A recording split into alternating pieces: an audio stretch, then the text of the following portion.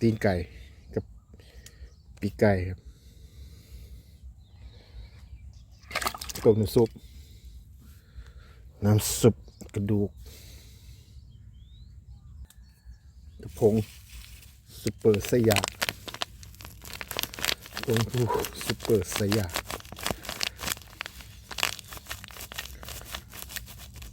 นี่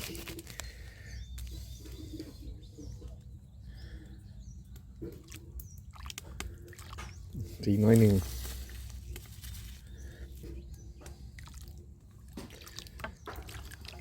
น้ำซุปครับ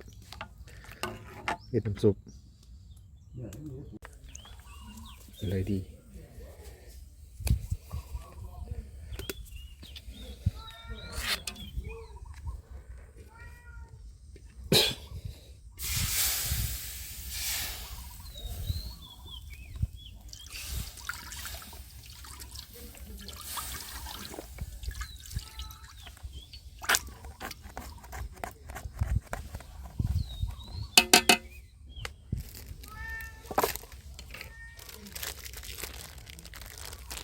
พริกแกงใส่พริกแกงลงไปบึ้ม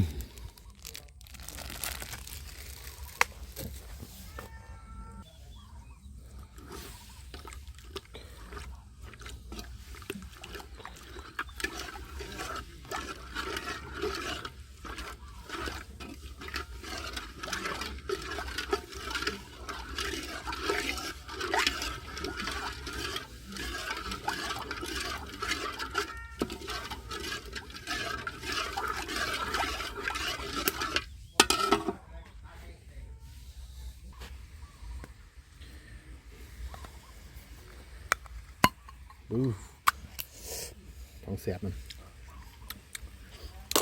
กินปลากระป๋องต้องเรียกฟ้าเขาจะเรียกปลาของแท้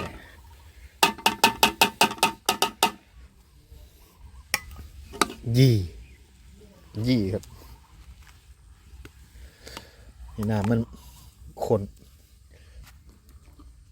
ขวาน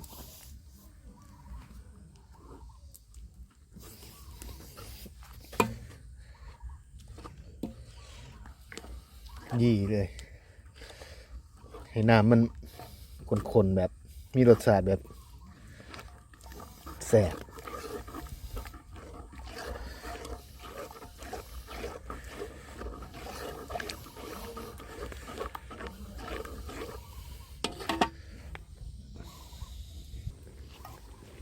เดือดแล้วใส่ไก่เตรียมหม้อเนี่ย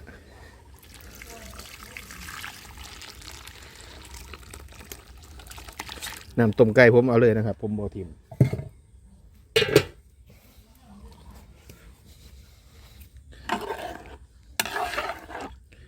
เขี่ยวตัวแล้วเครื่องมาใส่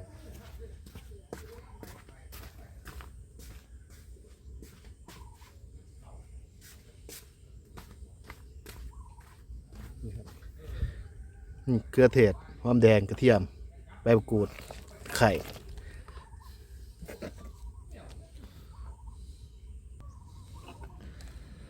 เส้นตาลผมหมักหวานนะครับนี่ฝาบ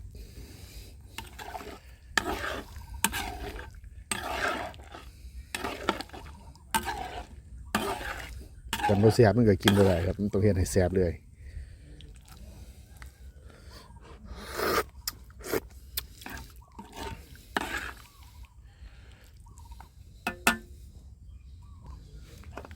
เติมไว้อากาศนี่บ่แซ่บมันอยู่ไปประแดกเบิด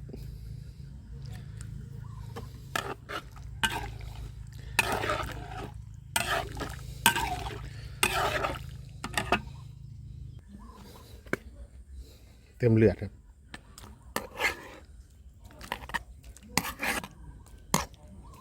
หมุนมาได้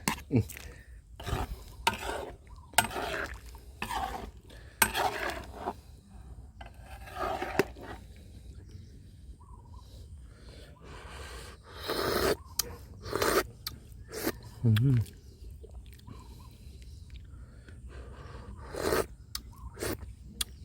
ดี๋ยวผมไปอาบน้ำเสร็จ มาใส่ต้นหอมเอาไปกินเลยครับ ตอนนี้ยังไม่ทันอาบน้ำอยู่อาบน้ำก่อนครับ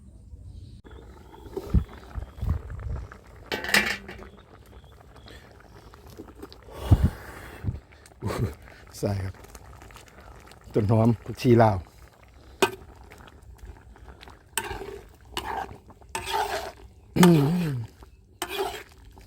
เสียแน่นอนครับโทรศัพท์เกือบตกลงกระทะ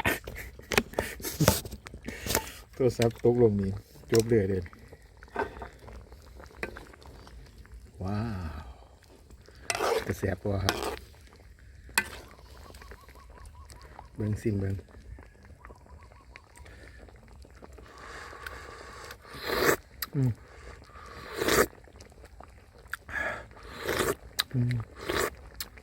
โอเคครับไปกินกัน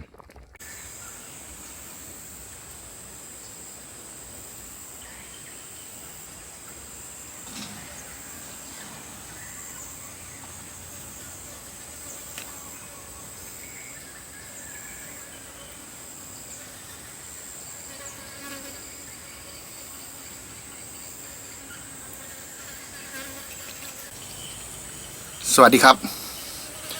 นี่ได้ขนมจีนน้ำยาตีนไก่แล้วก็มีพวกปีกมันนำครับพวกปีกมันนำครับรสชาติก็ตามเทสเลยครับผักก็มีถั่วต้นหอมผักชีลาวผักชีอันนี้นำผักชีอย่างนี้แหละมาครับแซ่บกันเลยรสชาติกับปรุงมาเรียบร้อยแล้วขออนุญาตลุยเลยนะครับเดี๋ยวมันสิเย็นชาไทยาเยอะอันนี้ก็จะเริ่มเย็นแล้ว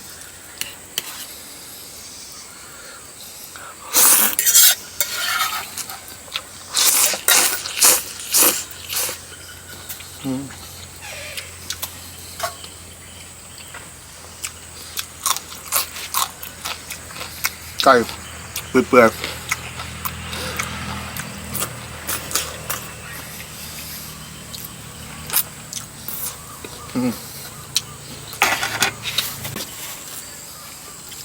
พาครับอุ้ยมันหวานมากครับ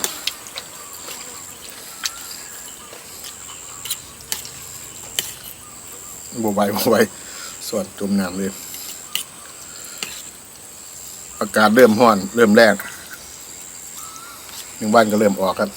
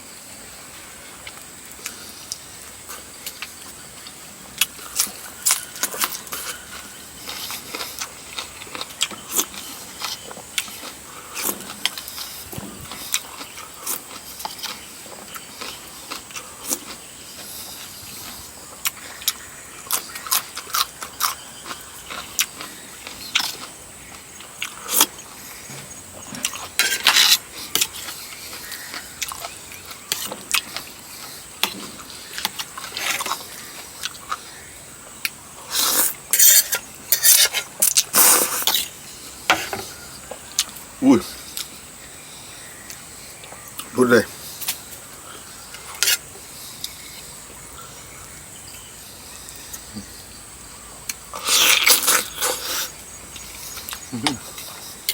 กวนของเลย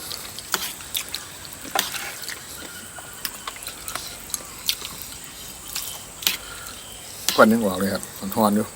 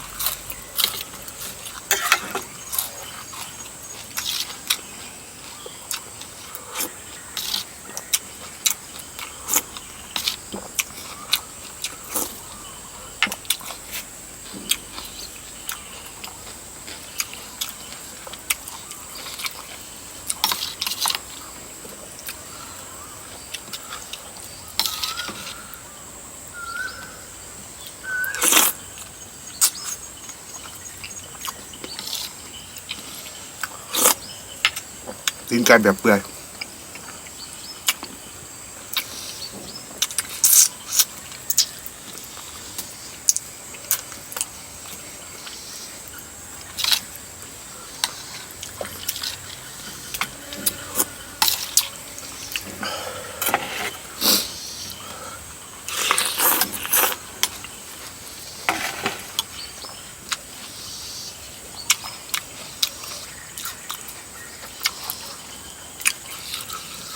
พริกบน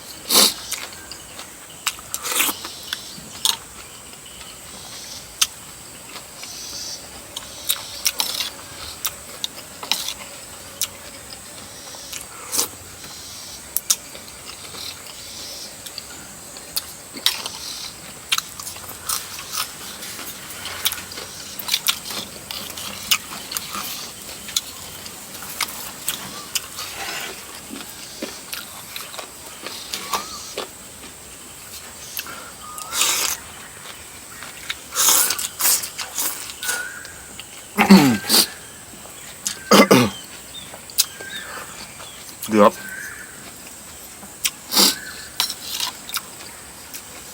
เกือบมันกัดคอความเผ็ดนะครับบรรยากาศเปลี่ยนแปลง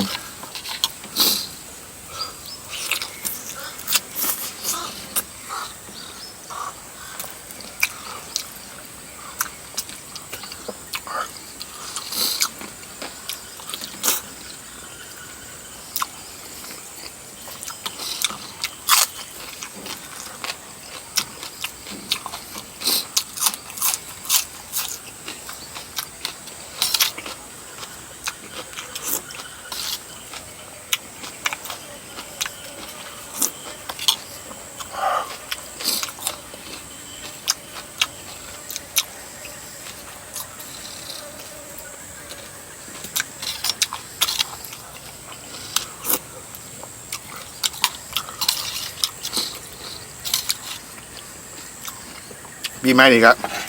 รักษาสุขภาพกันนั่นด้วยครับ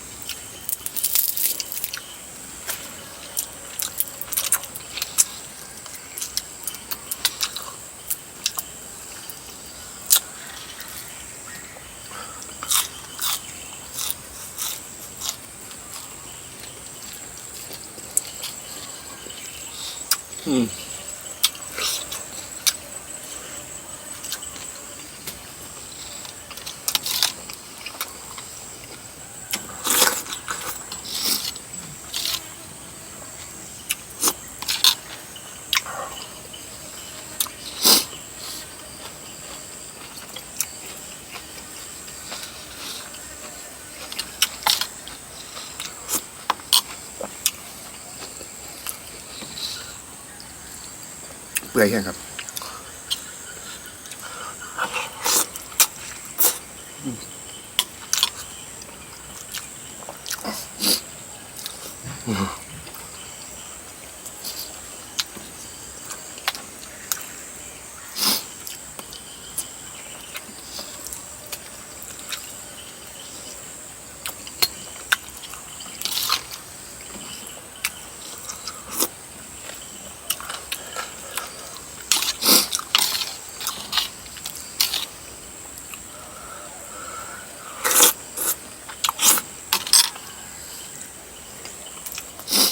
ใส่มือนะครับคือสูบไป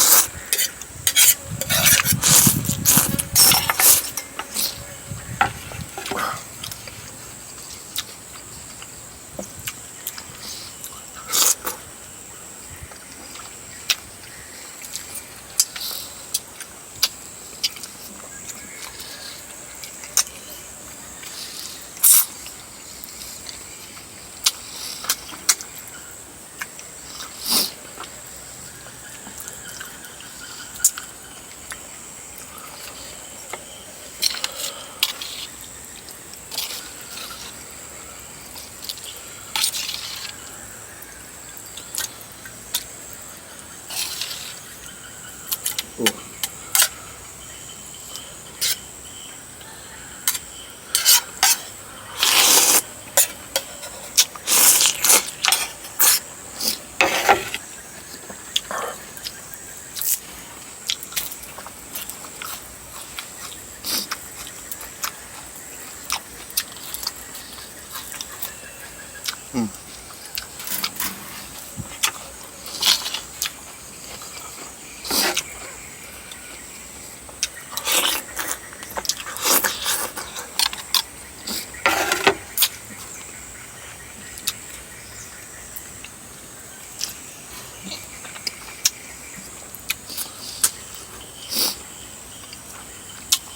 ละมุนดิ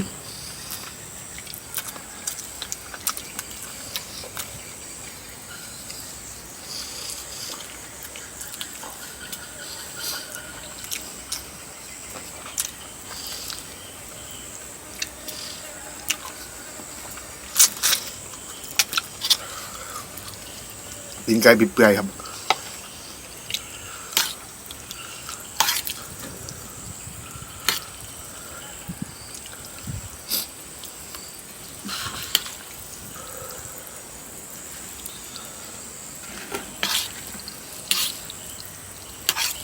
ผมพิตาซะ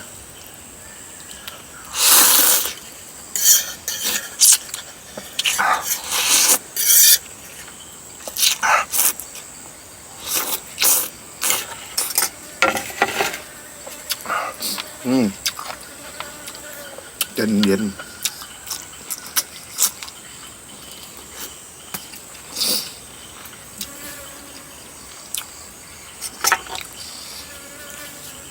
ขออยากใส่มือนะครับจู่ๆว่ามี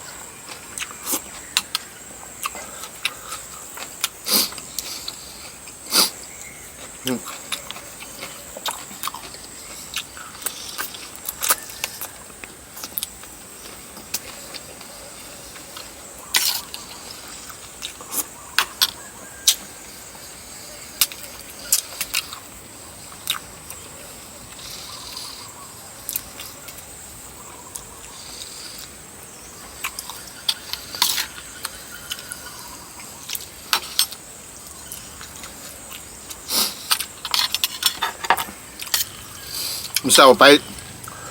ซื้อตีนไก่ตั้งแต่ตีห้าเกือบตีห้าครึ่งครับไปซื้ออยู่ตลาดทองเย็นมันเป็นตลาดหรอกเป็นคือแจงซูเปอร์มาร์เก็ตนะครับเป็นพวกขายพวกอาหารสด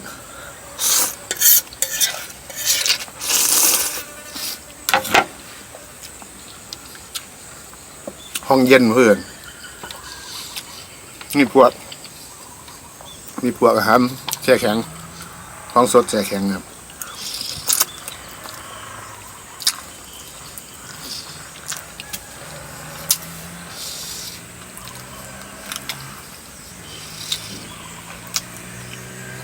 ทุกเสื้อผมจะมีแต่ฝากย่ายเสื้อ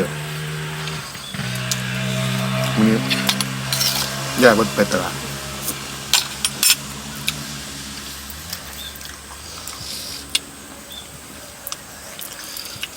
แบบเย็นอากาศ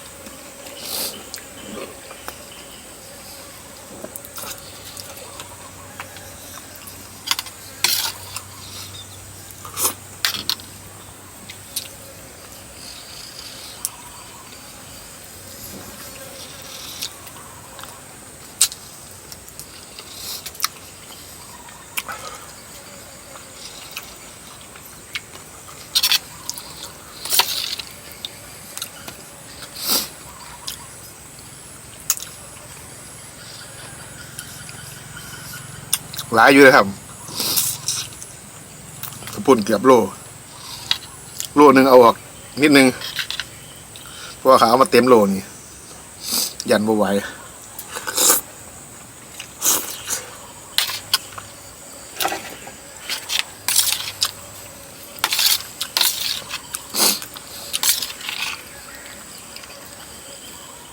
เลือดก็เต็มก่อน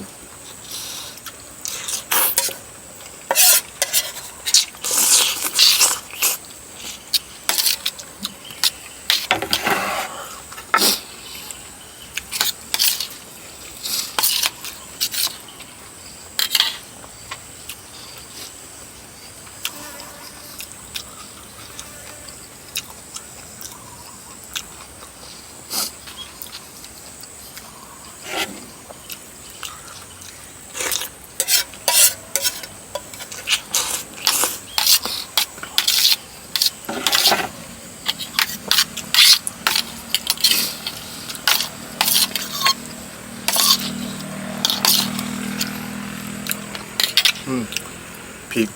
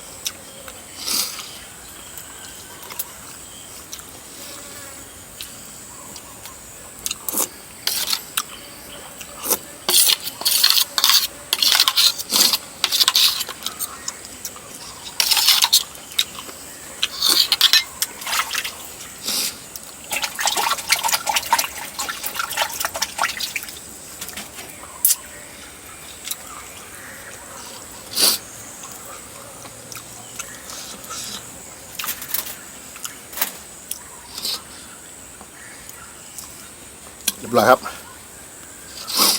โอ้อิ่มไปเลยครับขอบคุณมากๆนะครับติดตามรับชมครับขอบคุณครับ